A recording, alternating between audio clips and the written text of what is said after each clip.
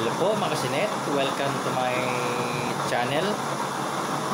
Good evening sa ating lahat, Luzon, Visayas at Mindanao. So ito na po yung nagka-latest na talaga yung ano natin mga items natin na tungkol sa used oil stove. So nandito na yung kwan, iba na ang pangalan natin ngayon, basta ang pangalan na lang natin dito is auto oil shut off na talaga lang siya. So malapit na matapos kasi lagyan ko ito ng arrow na high and low, kasi ito ngayon ang mode niya is high, naka-high. Ngayon pag natapos na ito, lagyan ko ito ng arrow para high and low. Dito sa taas lagay ko ng arrow. Pag itudo itong trend, pag pinihit mo itong trend, naka-high na ito eh. Tapos pag ibaba mo, low. So lalagyan ko ito lang ng arrow, nakalagay ito high and low, para pag pinihit mo ng pataas, naka-high yung langis. Pag pinihit mo naman paluwag, naka-low. Kaya ito ang kagandahan sa kuha natin sa auto shut off. Mayroon siyang adjuster na high and low. Ayan, nagtigil siya, tumigil siya. So tumigil siya, nakalibel yung langis natin. So paalala ko lang mga kasinet sa mga magiging buyer ko sa huling itong nagkalitis na yung oil regulator natin, manual regulator. Nagkalitis na talaga siya. Tignan mo, bumulwak siya kasi nito. Bumulwak. Tingnan mo ngayon, mag-shut off siya. Diba? Mag-shut off. Ngayon, ito lang ang masasabi ko. Pagka ang langis na naka-pull dito, mag-automatic shut off yung valve. Pero pag nakarating na dito yung langis, halos may awang na yung bull valve hanggang dito na, hindi na siya mag-automatic. Tumutulo na lang siya ng regular pag dito na yung langis. Pero pag nandito pa yung langis sa taas, doon pala siya mag-automatic shut off. Yan lang paalala mga kasinit, para para hindi kayo magtataka na pagdating dito ng yung langis, nangangalahati na yung langis sa tangke, hindi na siya magkaroon ng gravity, pumapatak-patak na yung bull valve.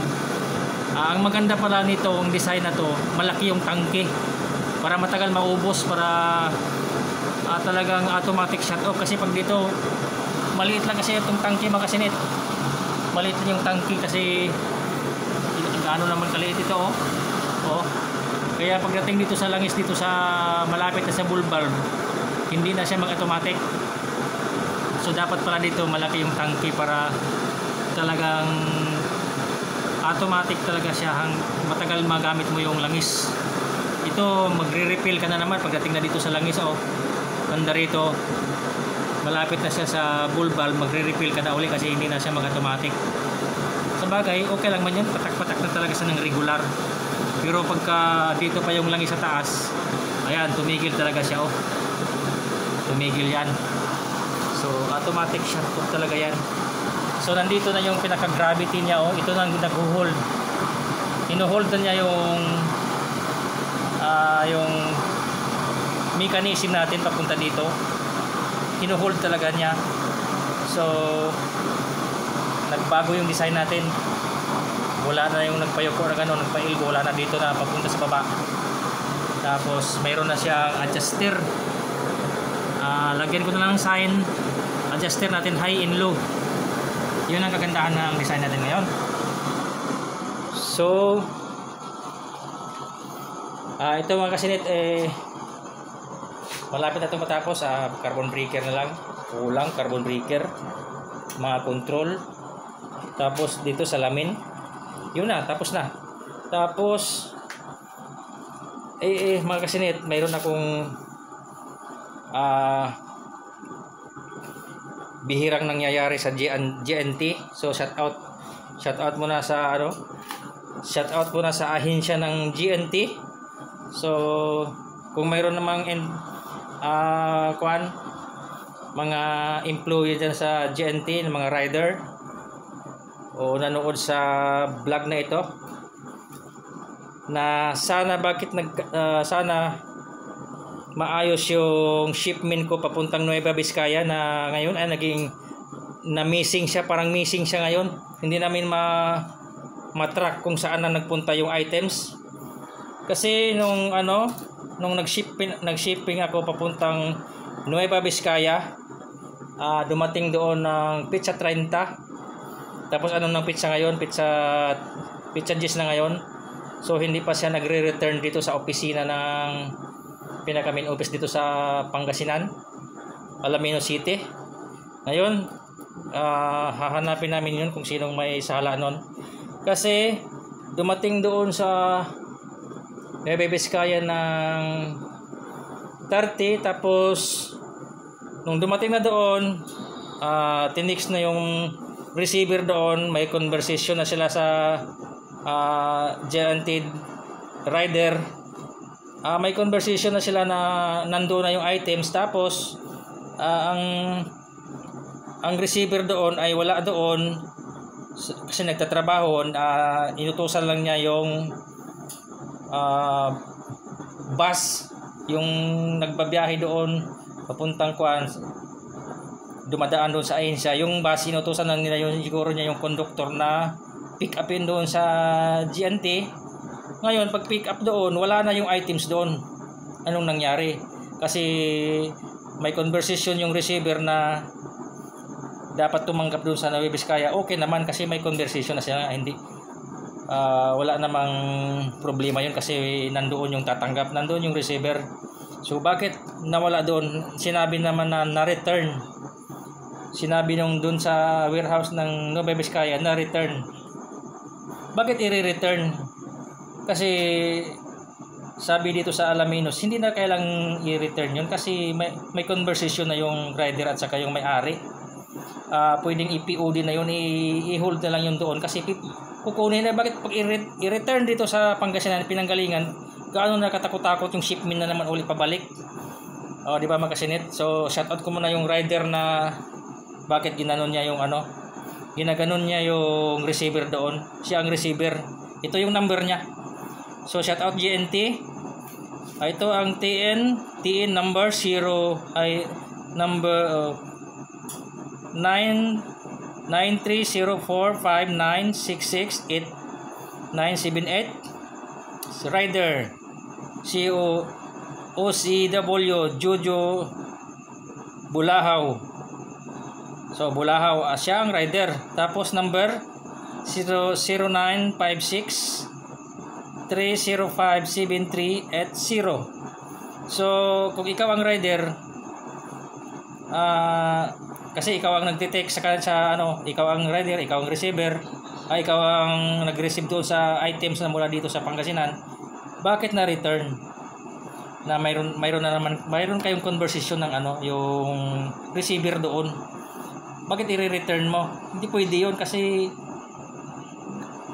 sana kung walang sumagot doon sa Nueva Vizcaya, walang receiver, maaaring i-return mo sa sealer.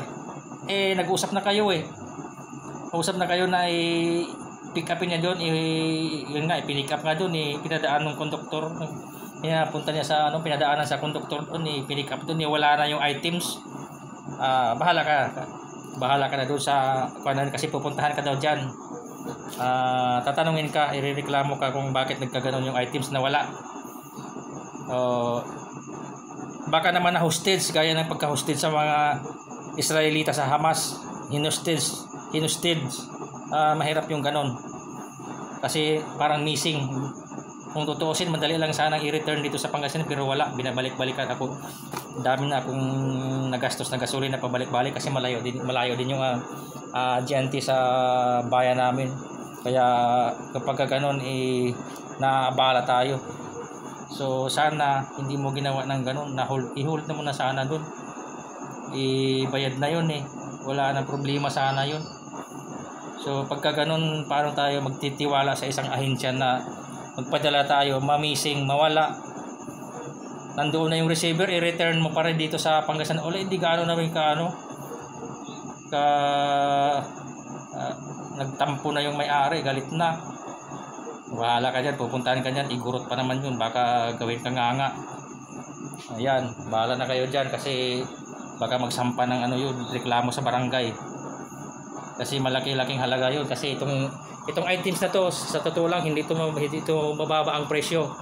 Yung presyo nakapatong yung presyo nito at saka nakapatong pa ng pinatungan pa ng shipping fee na pamahal na, kaya talagang pupuntahan ka dyan.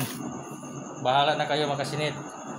Ako malinis ng pinanggalingan sa Pangasinan, malinis din yung GNT ng Alaminos City, Pangasinan, malinis ang pinanggalingan to. Nakarating dyan sa lugar na yan.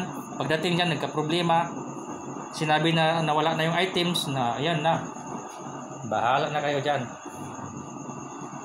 Bahala na kayo pag napuntahan ka ng Igorot dyan, gawin kang nganga. Bahala na kayo kasi kayo may conversation na kayo tapos naka-return dito. Tapos wala pa hanggang ngayon. So, yan lang po. Sana maayos sana yung ganyang mga rider, hindi tamad kasi umabot ng 2 araw hindi na ihatid, tapos pipick upin na siguro ng may-ari na yun, sinabi wala na ang items doon. O yun, bahala na kayo dyan mga kasinit.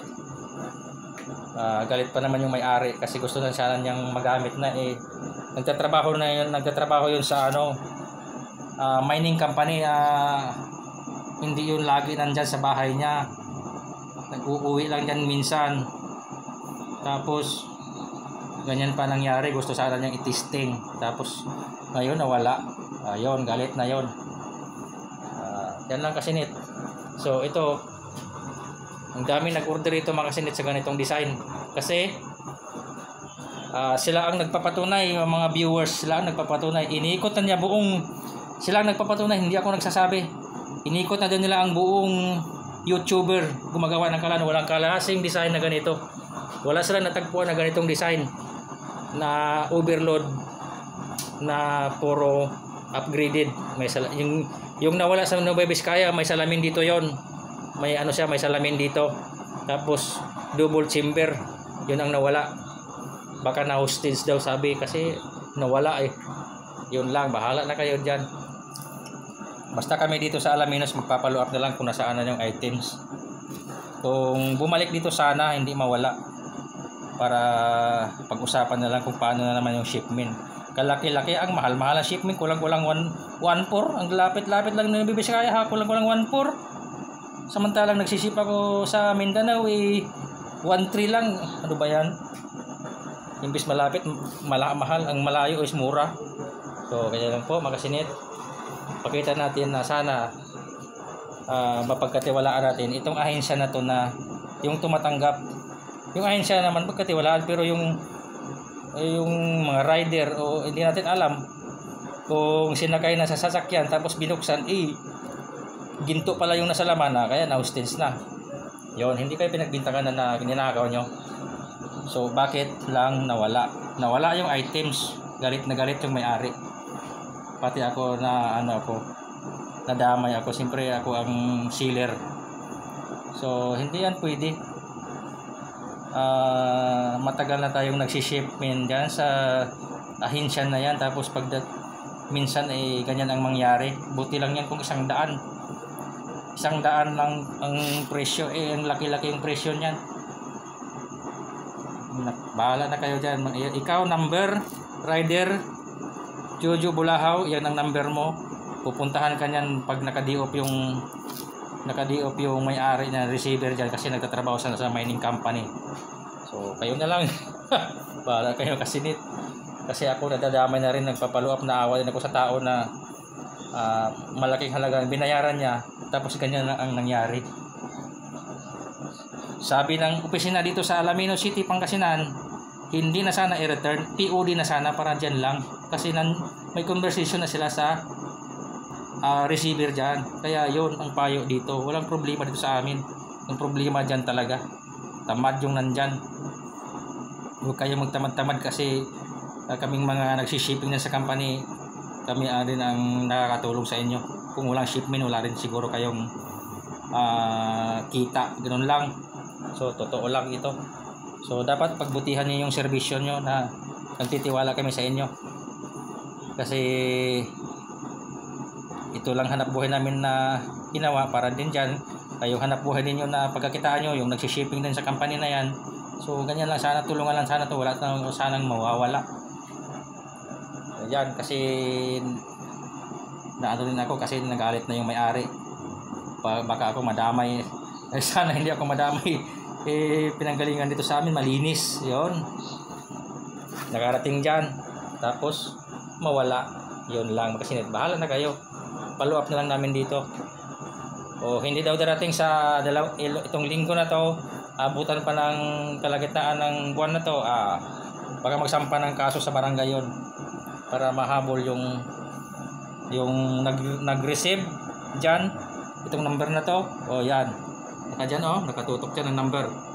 Hahanapin yan doon sa warehouse ng Nueva Vizcaya. So yan lang, kasi pakita natin yung totoo para naman tayo hindi mag-alala sa sinishipping natin, dahil may epektuhan tayo kahit nakarating na sa lugar nila. Siyempre tayo ang sealer, magpapalo up din tayo kung anong nangyari. So walang ano lang yan, trabaho lang to, walang personalan, kasi nagkasabi tayong totoo. Talagang asikasuhan natin bakit nawala. So ganyan lang, ito yung vlog natin ngayon tungkol sa nawala kong unit. Kasi sabi naman nila, buong YouTube daw walang makakita ng ganitong klase. Baka hindi ko naman alam kung kinuha, basta missing, iwan ko. Baka nahulog, sinakay na ng rider, nahulog, hindi na yan na, wala na, sinabing missing na. Yan lang mga kasinit. Hindi natin ganyan-ganyan lang, pero yung may-ari galit na. Iba pa naman yung magalit yung igurot. Nako, delikado. Sa bundok, bababa, magdala ng mga pana na wala na. Takas na kayo dyan. Mahirap na. Dapat yung kwan na yan, magtutulungan tayo na alagaan natin yung mga shipment, mga items ng mga nagpapadala na makakarating sa paruruunan. Ayan, di ba mga kasinit? Ganyan lang. So shout out sa inyong lahat, mga kapwa ko gumagawa ng kalan. So ito na yung latest natin na ang author ng nito, inventor ay si brother Hardis. Shout out sa iyo, bro. So pinaganda na natin, bro. Meron na siyang adjuster. Pwede nating lagyan ng high and low. Lalagyan ko to ng arrow na para makita pag i-high mo, nakalibel na talagang tataas yung load ng langis sa loob. Talagang accelerate talaga yung apoy. Pag ilo mo, medyo mababa yung level ng langis sa loob, ganun lang. So hindi lang ito ngayon, pagdating ng ilang buwan, pa to, mag-upgrade pa to, nag-upgrade pa, paganda ng paganda habang tumatagal, hindi papangit ng papangit hanggang tumatagal. Ganyan lang ang kasinit. So dinidiscover natin yung medyo maganda sa paningin, di ba? At saka komportable gamitin. Wala ka nang di ka na mag-control dito. Isang bukas mo na lang. Isang bukas, tudo na yan, nakatudo na. Isang bukas, nakatudo na. Nag-off siya, yan lang. Kasinit, sunod kong gagawin, mga kasinit, siguro lakihan ko yung tangke. Para matagal kang magre-refill ng langis. Kasi dito nga, sabi ko, pag dumating na dito yung langis, hindi na siya mag-automatic shut off. Pag naabot na itong bulbal, parang tumutulo na lang siya ng dahan-dahan. Hindi na niya makokontrol yung gravity. Kaya siguro malaking tangki ang kailangan para matagal mong gamitin na automatic shut off pa siya. Parang ganyan, naka-full ng langis pa yan. Marami pa yung langis kaya nag-stop siya, So ganyan ang kagandahan ngayon, mga kasinit. So mga kapwa ko gumagawa ng kalan, kumusta na kayo? So baka itong linggo na to kasi darating itong buwan na to, may project akong natanggap mga iron work, baka maiwanan ko na naman yung kalan kasi umpisa na sa mga construction ngayon. So tutuloy na naman natin yung construction ngayon. So baka yung kalan magawa ko lang yung nag-order na ano, parang may 3 pang nag-order. So tingnan ko kung matapos ko pa yung 3 kasi malapit ko na umpisahan yung project ko. So yan kasi net, pag natapos ko naman yon, siguro wala pang kasunod, baring balikan ko naman itong paggagawa ng kalan. So tingnan kasi nito, bigla siyang bumulwak, di ba? Oh. Ngayon, bigla siyang bumulwak tapos titigil yan. So yan ang kagandahan ngayon. Naka-high yan, naka-high. Ang adjuster natin naka-high. Oh, di ba? Ganda. Naka-high yan ngayon. Tapos ito kasi nito, nung una kong na-upload ito, mababa lang, dito lang siya. Oh, ngayon pinataasan ko na siya. Parang ano na, 2 inches na yung height niya nito. 2 inches na para malakas yung gravity. So yan, oh, tumigil. Oh, yan ang kagandahan ngayon. So hindi na tayo matakot yung sabing maaapaw. Wala nang aapaw dito. Wala aapaw sa ito. Ito ang tunay na pangalan na manual oil regulator. Ito na talaga ang totoong pangalan. Ito na ang pinaka manual oil regulator. Ito na talaga, kasi nag automatic shut off, para na siyang electronic din. Bahala na siyang nagko-control sa loob. Siya na nagko-control kung walang langis, susupply niya. Pag puno na, automatic patay siya. Oh, ganun lang. Ito na talaga ang tunay na pangalan. Mula doon sa mechanism, isa lang ang pangalan niyan. Manual regulator yan, kasi ito kasangkapan din to ng regulator, kasangkapan din siya lahat, kaya isa lang pangalan yan. Hindi na natin pag-ibahin na automatic shut off. Pwedeng pangalanan natin yung automatic shut off regulator, pero kabuuhan yan, isa lang siya, isang part lang siya ng regulator. So ganun lang. Pag sa mga motorcycle, ito yung pinakakarayom. Pag ihirit mo, bubukas yung gasolina. Pag ibaba mo, wala siyang supply. Parang ganun lang, minor lang.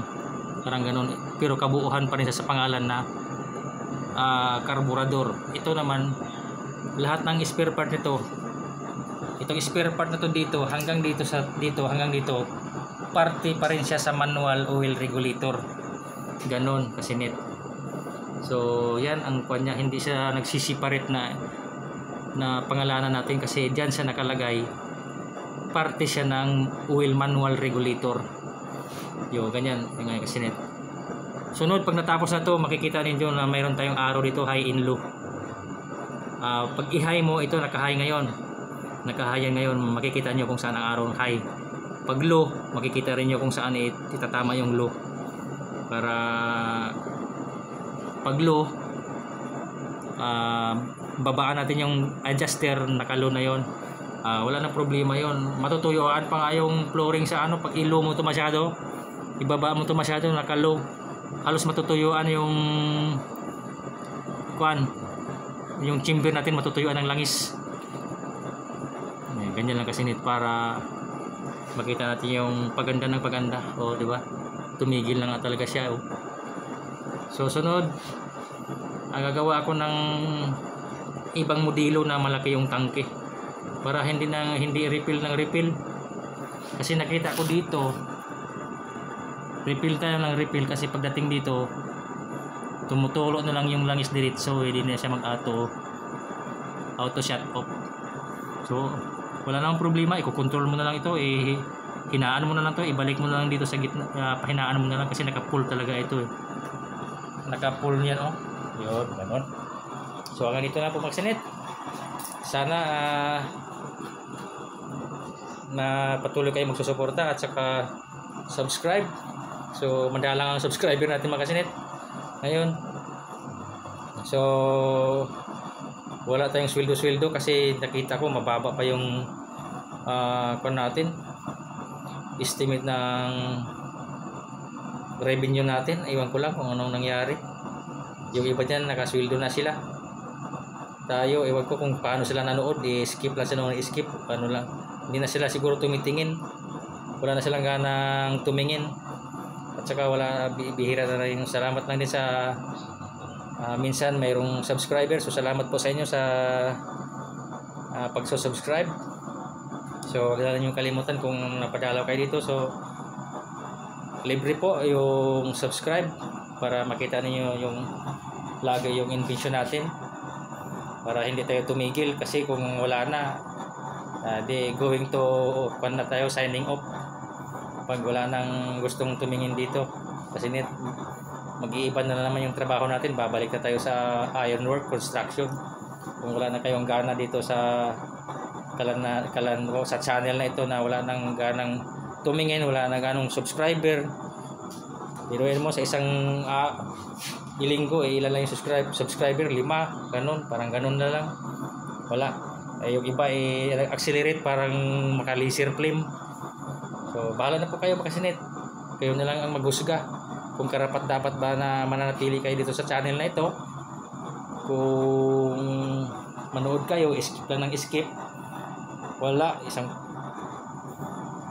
baka di tayo makasahod, wala na, bahala na. So going to na lang, signing off kung gano'n ang mangyayari. So bahala na si Lord. Kasi pero lalabas pa rin tayo sa Facebook, kasi sa Facebook marami na tayong friends sa Facebook. Kung sa YouTube ay wala na, edi sa Facebook na lang tayo, doon na lang tayo pupunta. Basta ipatuloy natin itong design natin na kakaiba. Sila naman sabi nila kakaiba, kaya na-missing yung iba. Ito na lang, kailangan ma-solve ko itong problem na to. So hanggang dito na lang po. Maraming salamat sa ating lahat sa patuloy na susuporta. So God bless yung lahat.